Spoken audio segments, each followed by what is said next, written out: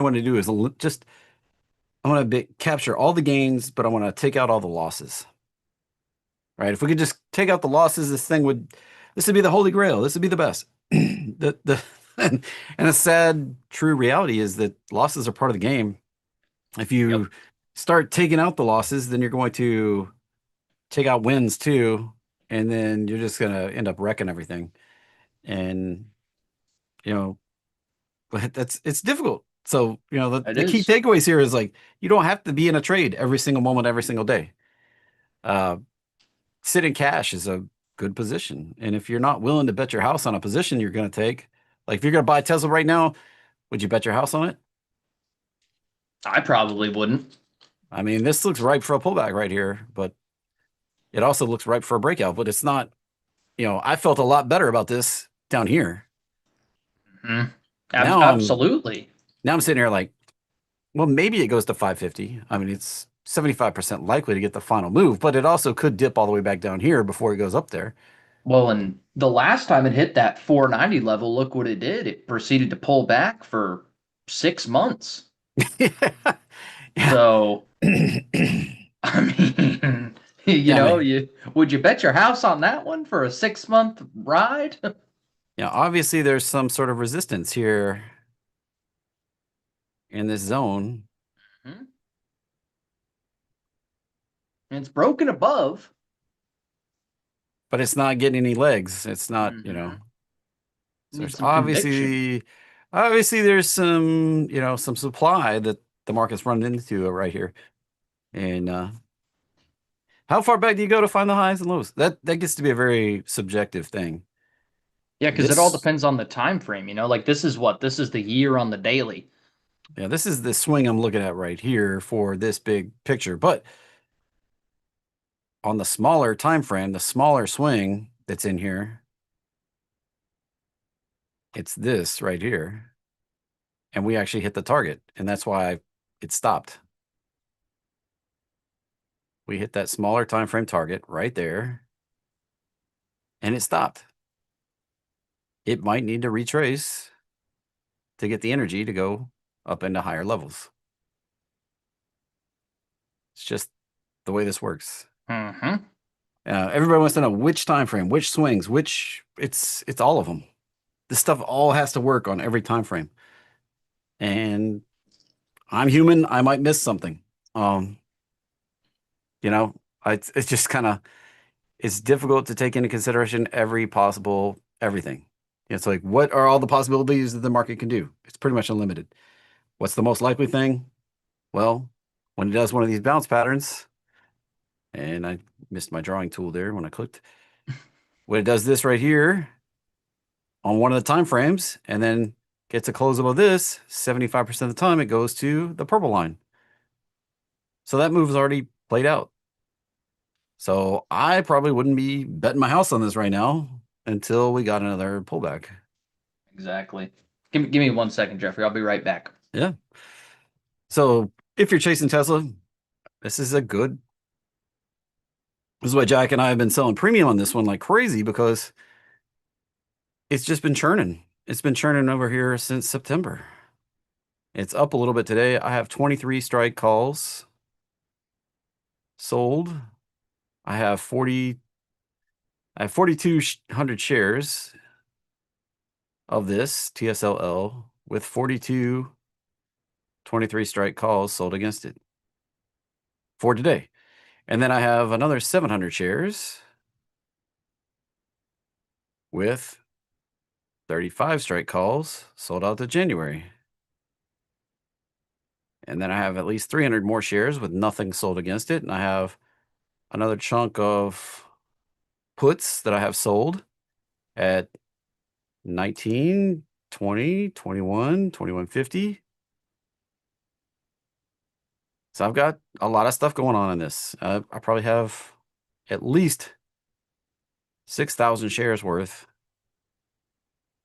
of risk put on TSLL right now. And why? Because it just keeps churning premium. I'm up thousands of dollars. I can almost buy a new Tesla with the money I've been up on TSLL since September. Don't you have Right a here. Cybertruck? I do. I have a Cybertruck. Nice. I have a Model Y.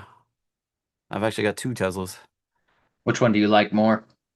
I love the Cybertruck. That's the one I drive. My Yeah. son drives the Y. So You ever anyway, use the you ever use like the camping mode feature on there? Like have you ever done anything like really cool with them? not really. I mean, just to me, it drive. I've always wanted a Corvette, and this thing outruns a Corvette, drives better than a Corvette. Yeah. For people that have driven supercars, they tell me that this drives a lot like a Ferrari or a Lamborghini, and as far as control and the stabilization, everything, and it outruns pretty much anything on the road. Yeah. All you got are pulleys, brother. Ain't no, forget the piston. You just got pulleys. Just So go. it definitely puts you back in the seat, and Mm-hmm.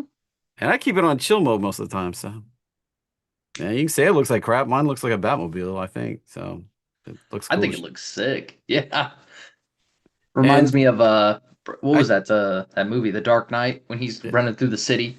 It looks yeah, just like that. yeah, I charge it on solar too, so it's not like I pay anything to charge it. I mean, it's you can complain all you want to about the look of it or whatever, but I think it's pretty freaking cool, and I think they look awesome, man. it's about the most technically advanced thing I've ever ridden in. It heats, it cool, like it blows warm air up my butt, blows cold air up my butt, depending on if it's hot or cold out. And I mean, it's like I've never had anything like this before. So it's a Cybertruck. It was a Foundation Edition Beast model. It's That's top of the cool, man. line. I was looking for a picture that I had of it. It's been a while since I shared any pictures of it. I really like those. One of my neighbor up the street has a one of those Rivian trucks. Yeah, Those things look cool too. let's see if I It can. looks more like a traditional truck. Yeah, I mean, and a lot of people are like, "How in the devil's this a truck?" Until I open the back up, and they're like, "Oh, Ah, you can fit like a whole truck's worth of stuff back here." exactly. Go down to Home Depot, fill it up with topsoil. It's just so it's just different than most people are used to, I guess. Oh, and you have the self-driving on there too, right? Yeah, it's been doing 92% of my driving for me.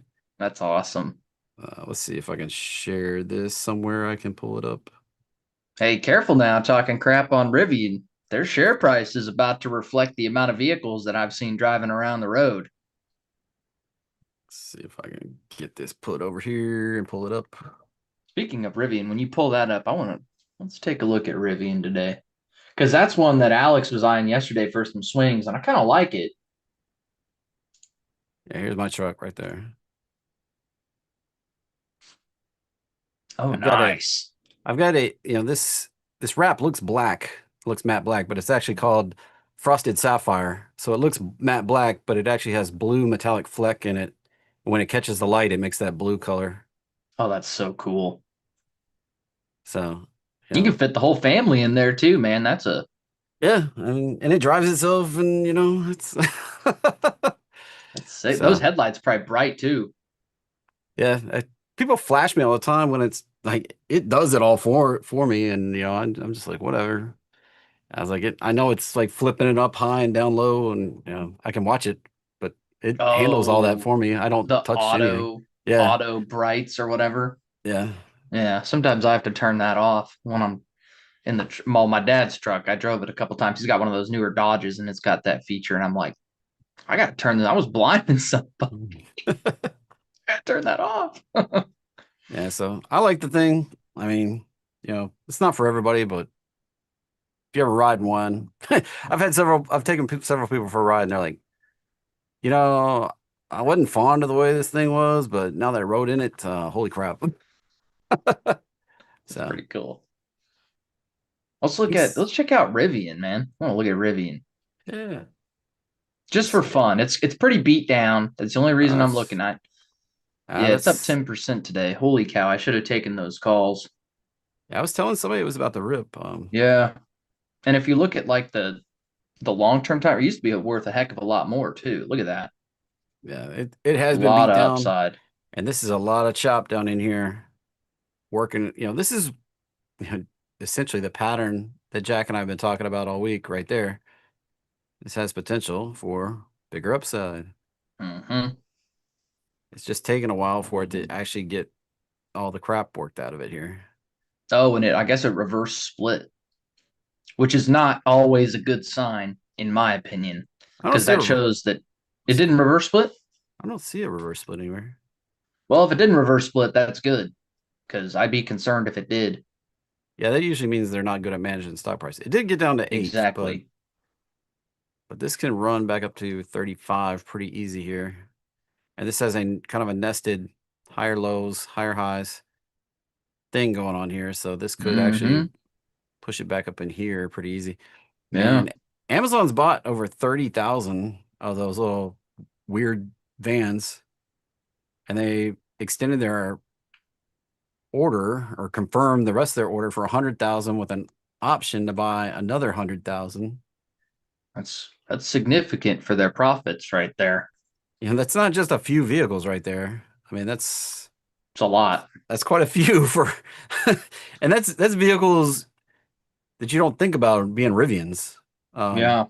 how many of those little round-eyed Amazon vans you see driving around out there? Oh man, I see them all over the freaking place. And then they sit there like they have that hum to them. Yeah. So So 330,000. What's a Rivian van like sell for? Like $80,000.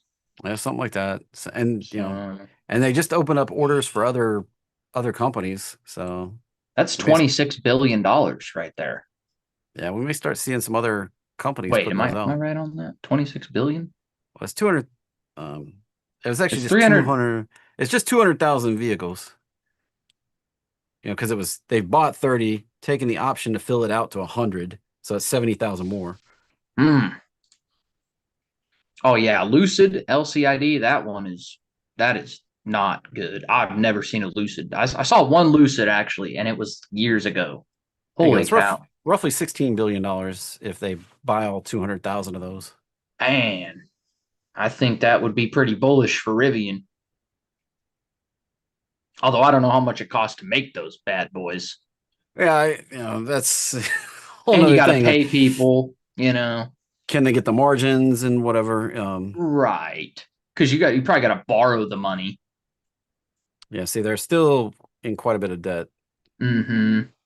But if you're cash flowing, it's okay to be in a lot of debt. If you're making money and you're in debt, it's okay. If I'm $3 million in debt and I'm making what 30K a month, I mean that debt's paying for itself. Yeah, so Kind of like, they moved $5 billion worth of product. It cost them $6.5 billion worth of money to make that $5 billion worth of product. mm, So they need to get this under control, get this yeah, they back, do. reverse these two numbers a little bit, get this one down here and this one up here. Yep. And who knows? Their outlook might be good now. I don't know. I don't know. Did you see Nike yesterday, Jeffrey? I traded Nike when we were right here live, and look at this, right at my 59 strike, right there at it.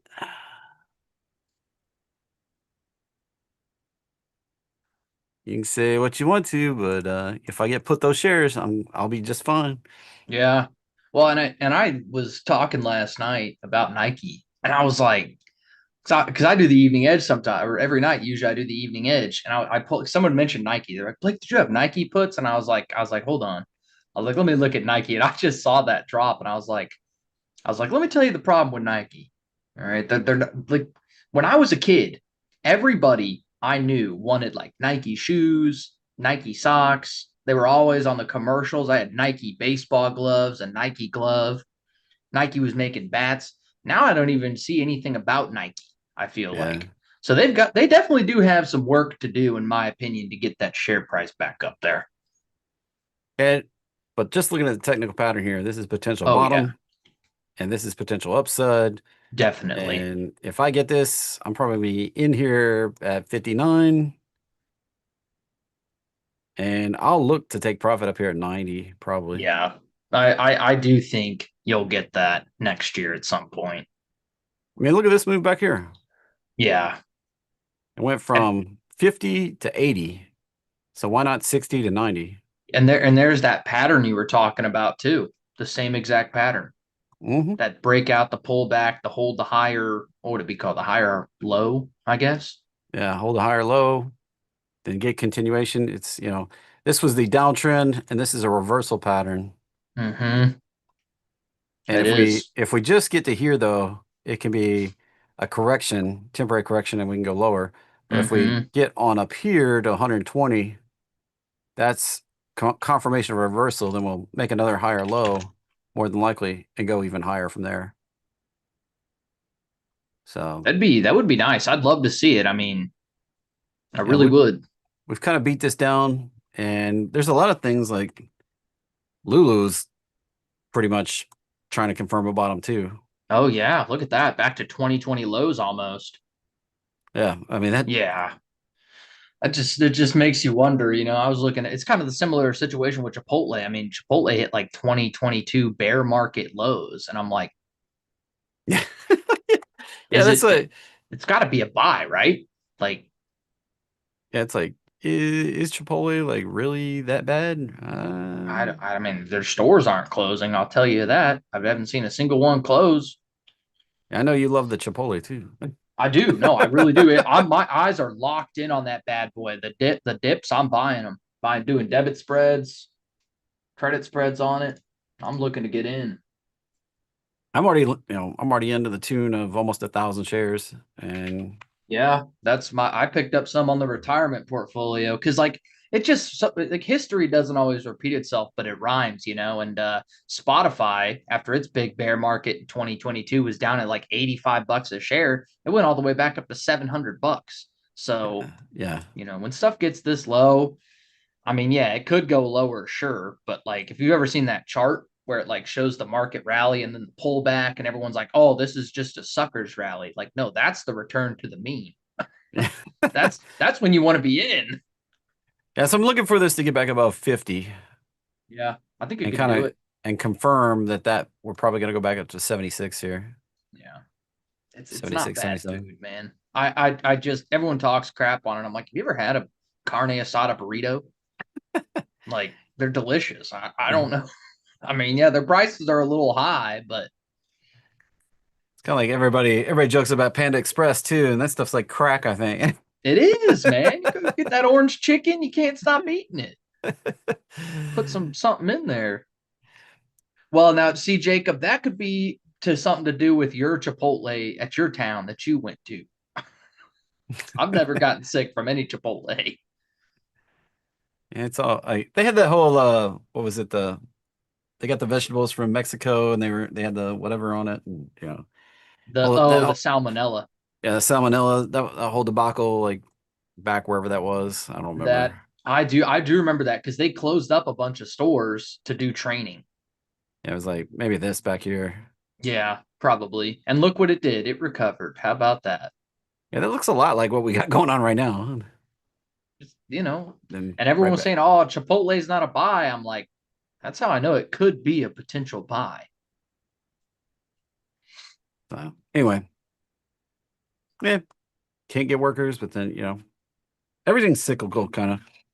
Yep, It's like you can, absolutely. it's kind of like what Jack was saying yesterday. You compare McDonald's has been a pretty solid performer, but this is also not trending. Like the opportunity here is not, we don't have a Mm-mm. giant pullback to get a potential recovery. Whereas Chipotle, if this just went back to the all-time high right here, that's 81% upside. Yeah. Well, and McDonald's has something going for it too. Like, doesn't McDonald's pay dividends? Oh yeah, I mean, it's So just there you stable. go. Stable, but it's, unless you're cash flowing it, you're not looking at, there's not giant 81% upside here. Yeah, and McDonald's isn't going anywhere. That's like one of those ones that you just buy and put in the retirement portfolio, and in 20 years, it's at $500-600 a share. Or they do a split, and it's just yeah, there you go, exactly, just like that drawing. It just grinds its way higher. There's ups and downs along the way, but eventually it's gonna get on up there. Yep, it's not going anywhere. And McDonald's is doing stuff too, like their apps. If you log into the McDonald's app, there's so many good coupons and deals on there. Like That's how you get the cheap food. Well, did you see the new robotic McDonald's? No, that's probably cool. Yeah, it's a fully automated restaurant in Fort Worth, Texas. Really? There's no people. There's a You can go inside and get food. You can walk up to the little walk-up window, or you can go through the drive-through on the other side. Fully automated, no people. So, I mean, that's a real pilot store right there. Yeah. Oh my gosh. So this stuff's happening, everybody. Yeah, that's no, it is. It really, really is happening. That's what happens when you make the minimum wage too much for companies to afford. Hmm. Just get rid of the people. Get rid So of people.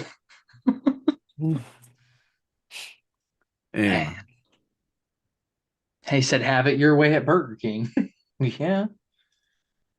everybody talks about a big game, a whole, buying back in wherever back here and holding and whatever. Um, you know, nobody's if you buy it down here, I'm sure there were splits in here and it was never actually $11. It's kind of like when you look at Nike with the splits, it was never like 20 cents. Like everybody's like, oh, if you bought Nike at 20 cents, it was never 20 cents. There was a split here, there was a split here. There, it was never 20 cents. Back back in the 90s, it was like $100 or something like that. So you would have had to buy $100 stock and sit through swings and all that sort of stuff. And it's just kind of it's difficult. And people talk about, McDonald's. If you just bought when it was $1, it was never $1. It It's was only a never. dollar. It only shows up being $1 because of the splits and stuff like that. So even all the way back here, if you just bought it back here when it was $1, it was never $1. Like, back in the 80s, it was like 50, $60 a share, something like that. So it's difficult. And then even if you get like hundreds of percentage points of gain, how do you sit on that? Like, if you put 10,000 bucks in and all of a sudden it's worth $1 million, you sell it then, or do you hold on until it's worth $15 million? If you knew it was going to be worth $15 million, would you'd probably do it. But if you had no clue and you're up $1 million, you're like, well, shoot, maybe I should take this profit. I mean, it's a psychology game, right? Back to what I opened up with. Yep. So, and then, occasionally you got to sit through stuff like this where it pulls back so much, you're like, holy crap. And that wasn't even COVID or anything. That was the Black Monday or whatever in the 80s. And people act like this stuff's rare, but there's a 50% in a couple days, couple weeks. 50% pullback. You're a millionaire, now you're a half millionaire. And then wait another, 2 or 3 years, and then you're back to break even, then you sit through another pullback. And how many of those pullbacks can you stomach before you liquidate? And Right. then this one right here, oh my gosh. And Yeah. that was a rough time for McDonald's right there. Down 75% But in the then dot look com. what it did. Rallied all Again. the way back up to $318 a share. What? And, and 17 years later? yeah, you had the stomach to sit through all this. So I mean, somebody did. yeah. I mean, Would have been me if I wasn't in school reading books. if you had the ability to cash flow, maybe it's not as big deal on the swings, but like Jack and I talk about. But if you buy in the top, you're definitely going to have a struggle. Oh, for sure. If you can pick it up on a dip, it's a whole different story. But that's usually, Absolutely. and then, Jack was giving me a hard time about buying these dips and stuff like that. But it's kind of why I do it. When I'm hunting after these things that have been beaten up, I spend a lot of time trying to verify ones that I think are done getting beat up. Sometimes I get it wrong, like Chipotle. It got beat up more. But, some of them, like we were talking about this one yesterday. Oh, my. I might get called out at 17 today. I have 17 calls sold against this for today. Oh, you were thinking it was going to go down? No, I sold those 17 calls about a month ago when we were over here. Oh yeah, yeah. It dipped and now right back. I told Jack it was going to go on higher. He was going to fade me yesterday. Right here we are. I bet he's glad he didn't. If we break through, we could have more upside going here. Yeah. This is just Truth Social, isn't it? Like DJT. Yeah, True Social. But they announced yesterday they got the merger with TAE. TAE. It's TAE Energy. They're going to become a fusion TAE technology. They're going to be build a fusion plant, 50 megawatt utility scale fusion plant with options to build 300 to 500 more megawatts. So we'll see. Yeah, we'll see what happens with that. I mean, AI, there it is. So they're basically getting in the AI hype and Yeah. popping the stock. They're not stupid. It's not going away. But AI. It's just not. I mean, it's never gonna go away. I mean, it just think about back, what was it? Probably, I don't know. I'm trying to think. I was a freshman in high school when I got my first iPhone and I used like voice control, Yeah. you know? And then I got the iPhone 4S or something, and then I could use Siri. And AI is just, that's when AI really started, right? Like, Well, I mean, and it's evolved from that. what's funny is I took graduate level classes in, I think it was 2000, maybe 2001. It was there Holy 2000 or cow. 2001 in AI. And I'm a few years older than you, obviously. Just a few. The artificial neural network concepts we learned back then are, with small tweaks, they're the same building blocks that they're using in the current models. Yeah.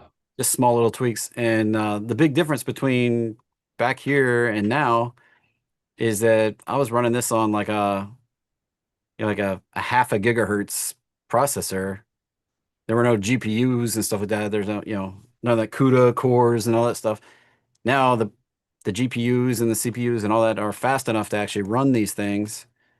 And instead of the little baby models we were, trying to simulate, a neuron in a fly's brain or something like that. Now you can simulate a whole, human brain. And Yeah.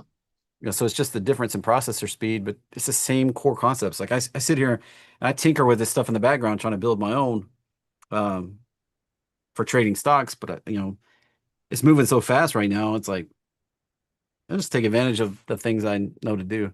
And my professor at the time, in the graduate class, he was like, "You will never teach a neural network to trade the stock market because there's just too much variability, too much randomness that happens in the stock market, and the AIs can't filter that out."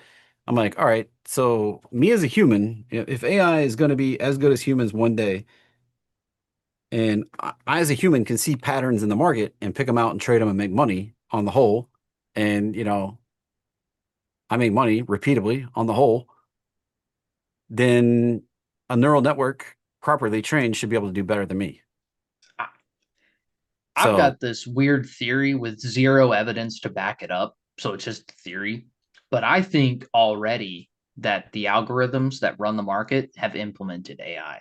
no, yeah, there's I AI can't and back it up. I can't prove it. There's no evidence that suggests it, but that's just what I think. Because I've there's been watching been the charts for years and I feel like things have changed. yeah, there's everything's getting smart. Mm-hmm. It's just what happens when everything gets optimized. So funny enough, it seems like this invisible hand is doing things in the market all the time. But when it's funny enough, this was a concept we learned back in that artificial network class, is that when humans are all optimizing for the same thing or a similar outcome, which we're all trying to make money, um, it creates this almost higher level universal concept thing out there that is simultaneously optimizing everything for the same outcome. This happens in government, happens in the stock market, happens in all sorts of parts of our lives. That's why it seems so plausible that there's some puppet master out there, but it's really just a whole lot of humans coming at it a different way, optimizing for a similar outcome. And it creates this almost like an invisible hand bringing us all along. And that's really just the herd mentality. And that's why I believe that Elliott wave and Fibonacci works so well. And one reason I, really latched onto it and learned it well. So, Did you ever learn about there's one thing that could throw this entire AI off balance and into like a different realm, and that's the data wall. Have you heard the theory about the data wall? I mean, there's all sorts of things. You know, there was a very smart person gave XAI a a 90% chance that they can generate a AGI before the end of 2026. And that's an AI that operates as good as a human in all tasks, basically. I believe it. And the difference between an AGI and a and a artificial superintelligence is probably going to be about 2 weeks between the time this actually gets implemented and then it goes to work improving itself to build the superintelligence. So So AGI you're is talking about Skynet. AGI is artificial general intelligence. That means it's smart in every task as a human. And very smart people gave 90% chance to XAI to creating that because of their world. What they're doing is creating a world model right now. This is the cutting edge stuff. World, I can't spell world model, which Better is not do. it's a physics environment that takes into consideration everything we know as humans and the laws of physics and laws of, the laws of the physical realm we operate in. So they're building this and going to let loose an AI to learn in this artificial world. So it can test things and try things and experiment with things, bend the rules of reality that as we know them, and then be able to test that out and go at it. That's not open AI, that's XAI. And XAI, is that ran by is that an Elon Musk thing? Yeah, it's an Elon thing. Yeah, that's what I thought. Like Grok. Yeah. Well, Grok is a large language model. This is a world model. I don't know the name of the Um, world model.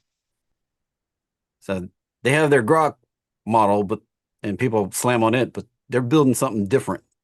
And it's different than what OpenAI is building.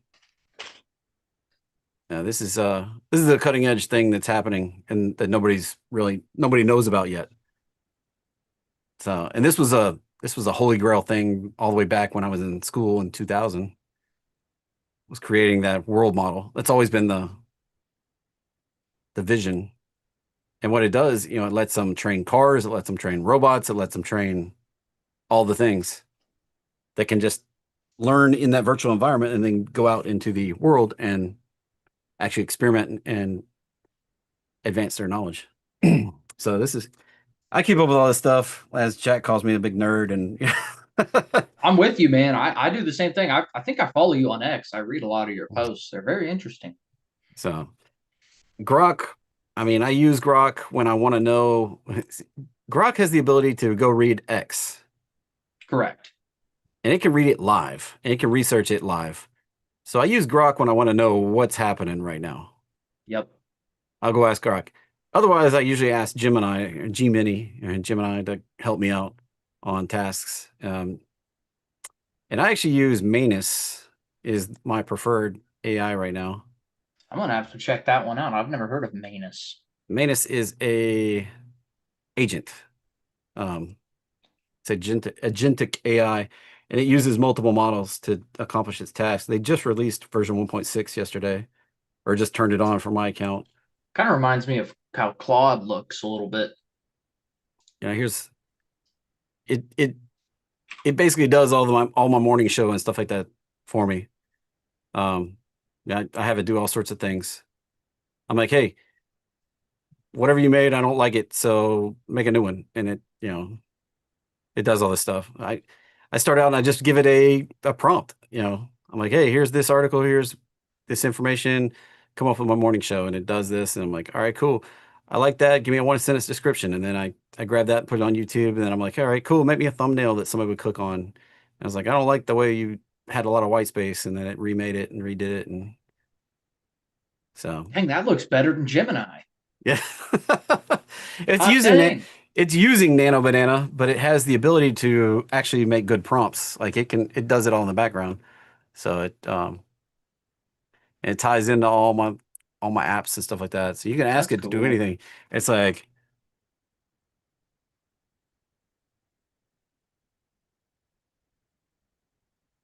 you can ask it like, "What's today's hottest stock in AI?" And it'll sit here, Let's see if and it then says it'll Oracle. it'll sit here going, "All right, here you go." Pumps out all this information, and then it quoted all these sources. Like it's to me, it's better than Perplexity even because it actually pulled all these articles right here in the time that I just took it to write that. Like there you go, it's saying it's a gate right now is the top recommendation. Palantir is a hold. Micron, strong buy. Nvidia is Zach's number one rank. And we got Microsoft and Google down here. And it goes, explains some of the stuff. So you know what's really cool is a little while ago. It's probably I think it was like Thanksgiving. It was about a month ago. I prompted Gemini. I said, "Give me a spread trade, like just a bull call spread." I was like, "Give me a bull call spread that I can take today." And it populated two trades. It said Intel and it said F, and both of those trades would have like hit max profit target. And that was just I asked Gemini. I was like, "Give me two bull call spreads," and it did, and they both paid. So It's I'm kind of crazy on this stuff. And this one has we talk about this PXO. It has a built-in, it even knows who I am here. that's And really it's cool. like you said, what Yeah, let's see what this.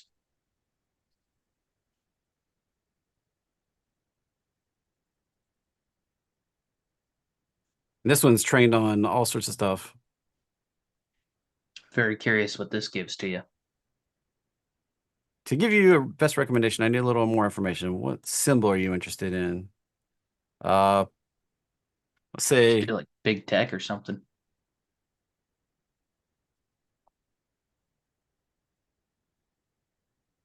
Yeah. let's see what it finds. And it knows my positions that I have tracked in PXO too. So it's like, hey, do you want to look at Chewy? Provide the best bull call example. I need to know which big tech stock.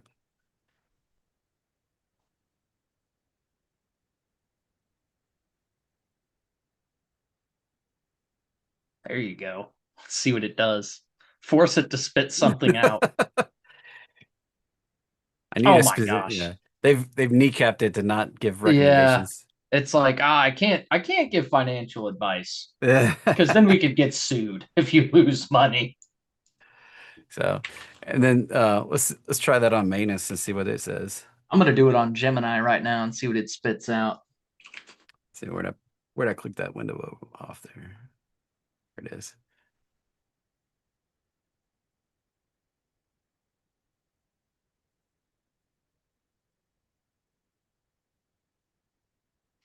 Let's see what it says. Oh, it says Google.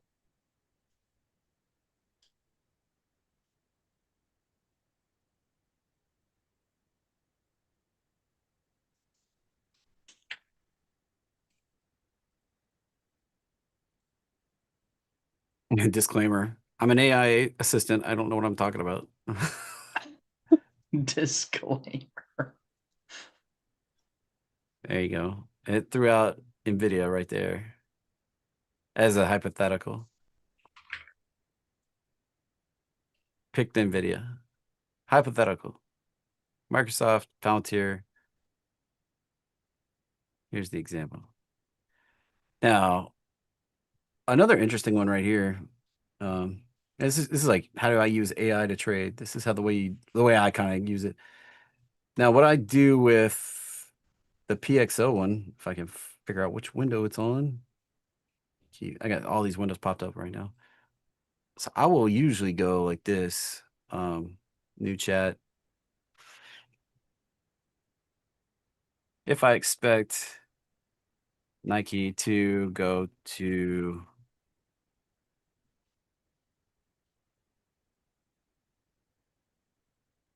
Oh, this one. This thing just spit out Nike. if I expect Nike to go to 120 by the end of 2026, what's the best way to play? This is usually an interesting question. Like I've used this many times, like on this particular AI. It crunches a lot of numbers and spits it back out. Oh, I'm not using the thinking. That could be why this is giving me so much trouble. So here's what it says. So optimal strategy to take advantage of this is to buy a long call. Expiration date Okay. December 2026. It says you need to select your strike price. I would select the 70, pay 460. Initial cash flow takes 460. That's your max loss. And then it kind of runs through like the scenarios here. If it only makes it to 50 by the end of 2026, you lose your money. If it makes it to 70, you still lose your money. If it makes it to 74.60, you're at scratch. If it makes it to 90, you're up 1,500 bucks.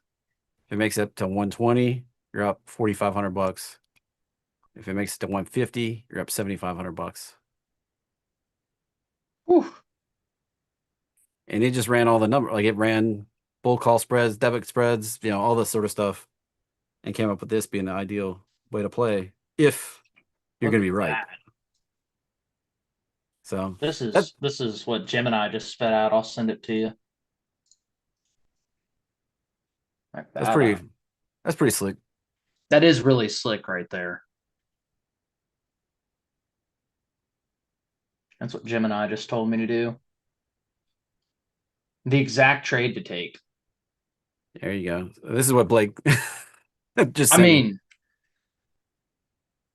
that's what Gemini just said. And I just asked it. I was like, hey, put And me a trade. And it was like, that's do it. short term right there. Yeah, Slightly it's out of not the money. super long.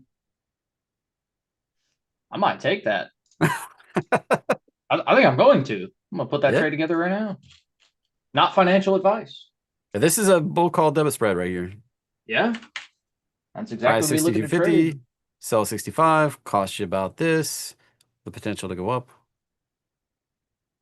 Oh, but it's tripping. It does need to know there is not no, there's no 62. Well, maybe there is.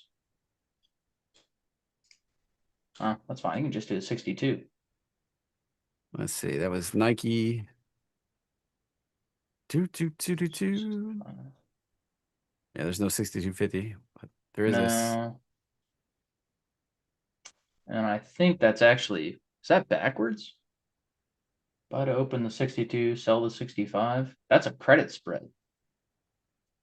No, it's talking calls, so it's a debit spread. Oh, it is a debit 38, spread. Whoops. but be 38 cents right now. Yeah, it would be. You know what? AI, I'll give you a chance. Risk 38, potentially make whatever that is, four bucks, 362.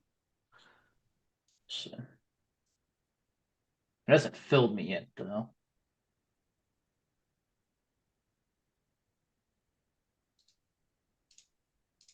Or did it? Oh, it did fill me.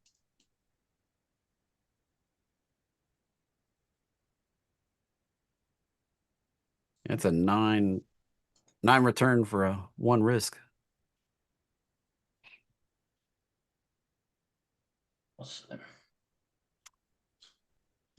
Recommended target is 1.25. Okay. So basically making 3 times your money. Yeah.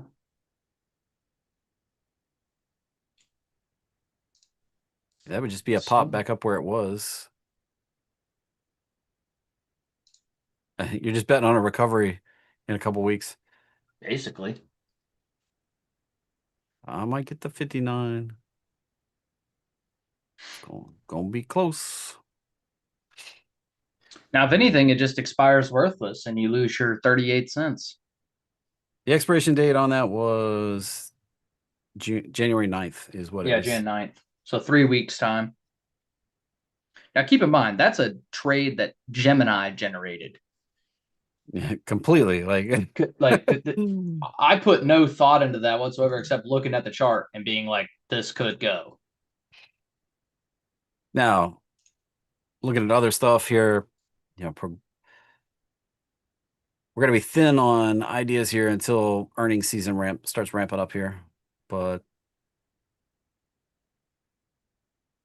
5 on my conservative list today, 16 on the aggressive list. Oh, this is progressive. Yeah, that was progressive. I wouldn't I'm trade. I'm I'm very bullish on progressive. Yeah, it's been kind of beat down though. It And has. I'm not sure it's confirming the bottom yet. I have 2 shares. I just love the insurance companies because they've jacked up premiums so much, and I know they're making money hand over fist.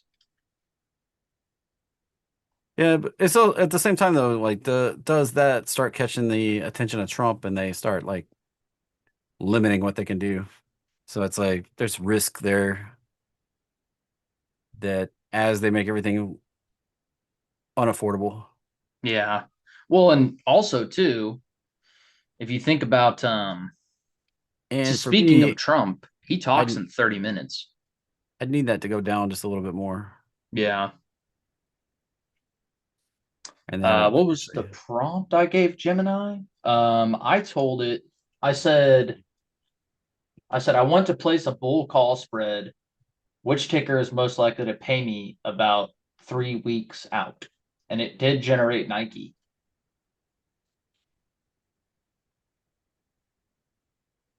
this is interesting too. Prompt Cowboy, if you take and you're like, uh,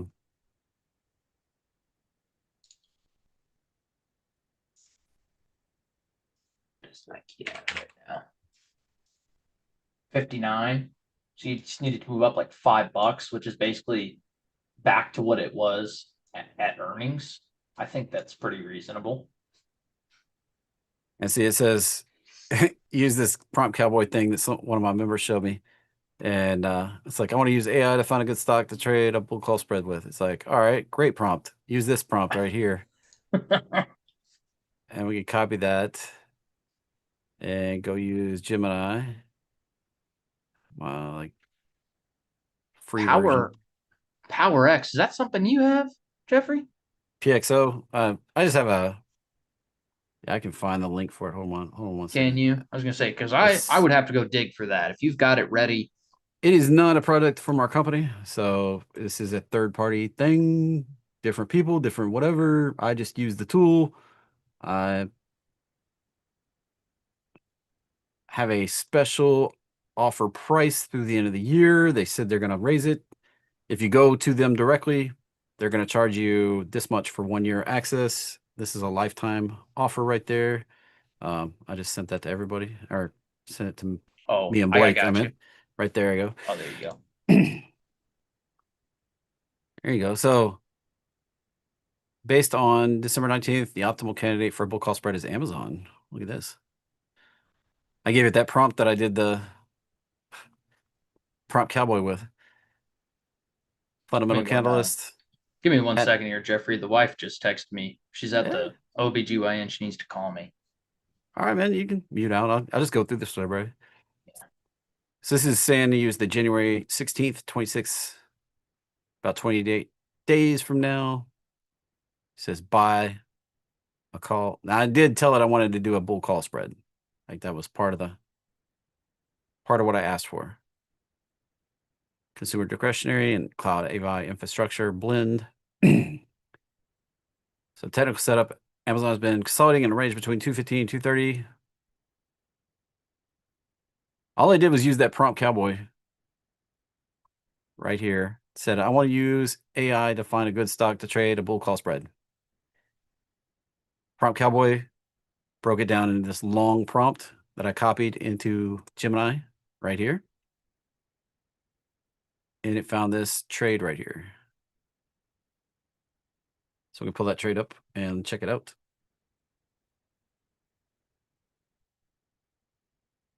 Amazon, fly out to January. Says to use a 225, slightly in the money. Buy that one. Sell a 245 near resistance. Right there. Cost you 737.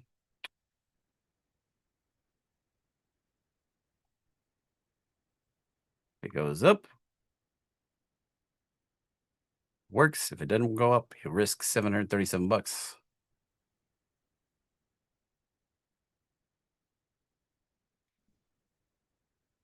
That's interesting. I'm probably not going to do that because it's a little rich for my risk tolerance on Amazon.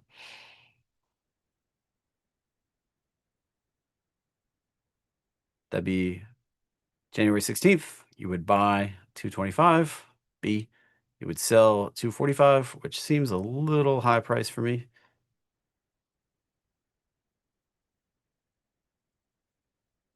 That would be risk 5 to make 10, risk 6 to make 15,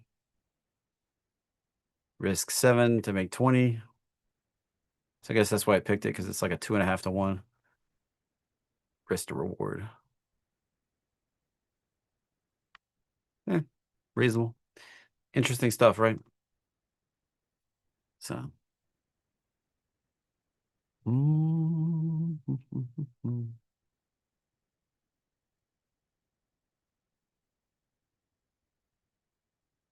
I like Manus. That's the one I use the most. Like, I used Gemini right there because when you hit copy, it had OpenAI's ChatGPT, Claude, or Gemini. And I went to use this at Gemini. Now, I guess it could be an interesting experiment to take this prompt and go look at Grok. If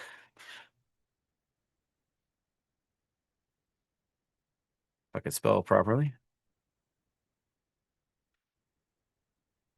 I'm just using them for free. I don't like the only one I pay for is Manus. And let's see. You could use the experts or whatever, but just throw it in here and see what happens.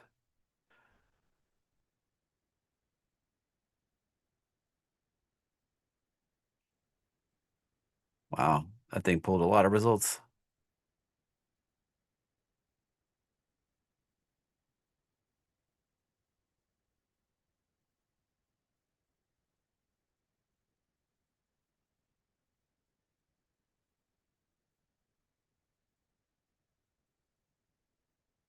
So I pulled Citigroup is what Grok picked.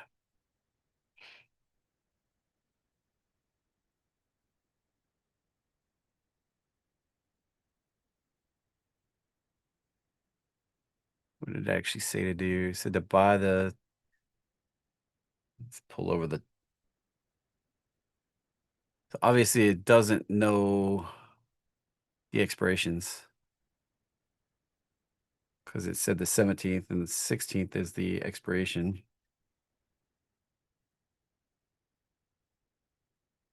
It's past earnings. So it'd be a 115, 125, $3. See, I'm not sure you're much better off doing this than you would be just buying the call if you expect it to go up. So I don't know. That's the thing. I usually go after debit spreads that, for me, actually reduce the cost. Like I did Rocket Lab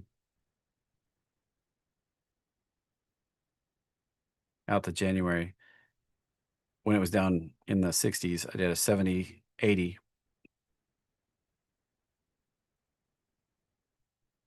It's already up. I paid $1 for it. It's already up right there.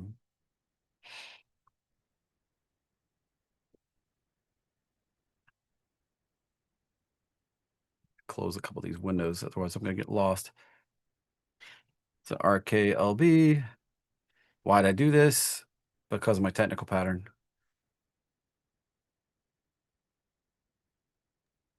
All right, I'm I back. I was looking at this coming up here to 80, and I wanted to take advantage of this. So I did when it was down here, when it actually closed above right there that first day, I jumped on it with a 70, 80 full call spread. Cost me $1 with a $10 or $9 potential profit payout. So that's risk one to potentially make nine. I was talking about I ran the the debit spread thing through Grok and it picked Citibank. And when I looked at it, I was like, you're actually better off just buying the call on Citibank than you would be doing the debit spread. And I was What's like, Citibank look like? Citibank, Oh, nothing just but C. Oh, yeah. straight up. I would almost maybe think do a credit spread on that. That to me has a high likelihood to come back down on earnings. And it was going to play it Yeah, out past earnings. Just be cautious there. Now, I these agree. financials have a tendency to get a inflow coming into earnings, and then earnings are a roll the dice, as always. Yeah, one, two, three. So roll the dice, and Roll the dice. you never know. Like we do get an influx of money flowing in to financials ahead of earnings, but when we get to earnings, it doesn't necessarily continue. But that money does flow out of big financials coming into the earnings and then Mhm. flows into big tech. This is the normal cyclical quarterly flows into financials ahead of earnings. Then we flow just before earnings kick off on financials, we flow into big tech. Mhm. And usually they're separated by about 2 weeks from the start here till we get the big chunk of big tech. And you can see that very evident here. See, we're going to get these January 14th, and that's like BAC, 14th, JPM, 14th or 13th, Goldman Sachs, 15th, WFC, 14th. So right there, 13, 14, 15, that's a lot of the big financials all coming in there right together. And then you've got big tech hitting that last week. So 2 weeks later. It's almost always the way it works. You'll see Amazon 2 weeks later. You see Google the third, about 2 weeks later. So Yep. it's it's just kind of this is the normal monthly flow. And so money will flow into this, and then where does it go after big tech? It disperses out into the rest of the market. So that's the most, financials kick off earnings every quarter. Then big tech is reliably 2 weeks later. Now, inflows don't necessarily mean price going up, but that's the way the money flows. More often than not, it does mean money, an upswing in the prices, and then it disperses out into other stuff, and then it kind of stays there for the rest of the, flows around in other stuff for the rest of the quarter, and then we go as we get to the end of the quarter, back into financials, back into big tech, disperse in the market again. That's just a cyclical market cycle that's out there. And you can see this kind of a little bit on FAS. Like a lot of times we'll get this little run up into the end of the quarter that happens. We September, we saw this run into September and then just kind of stalled out. We see this run into June. It kind of started early and then it pulled back and then we ran a little bit into a little chop here right at the end of June into July and then we had a little choppy period, but then we got that last little run right there. That would be the run. That's the money flowing in right there. It's not always exactly easy to pick. Yeah, here's another one. March right there. Gave up a little early though. Started pulling back. That was probably Liberation Day took over. And coming into the end of the year, this one kind of, we were having a rough time. We got a little baby run, only lasted a couple days, and then they puked it out early. So it's just one of those interesting little market things. I don't try to take advantage of it, but that's the way the money flows if you watch it. And this exasperates the move because it's a 3x leverage ticker on financials. So why did I pull this up? Specifically because I knew the moves were exasperated here and it showed up. Anyway, He said, anyways, yeah. So Blake, we had something we were gonna replay. we do. And this is actually perfect timing for it because we were just talking about credit spreads and spreads this whole time. So Yeah. if you guys are interested in learning to take, what would you say, Jeffrey, about maybe up to 1 to 3 alerts a day? It averages 1.3. So if you get a clump of like 3, 4, 5 in a day, then it's probably gonna have a couple dry days because the average is like 1.3. And you Okay. you can't have point 0.3 of a trade. So Yeah, it's just not possible. But if you guys are interested in taking one debit or one credit spread a day and just letting the market work in your favor, stick around because Jeffrey's got something incredible that you don't have to use AI for. In fact, the alerts are auto generated for you. So we're going to get into that. But yeah. before we get into that, I am going to stop the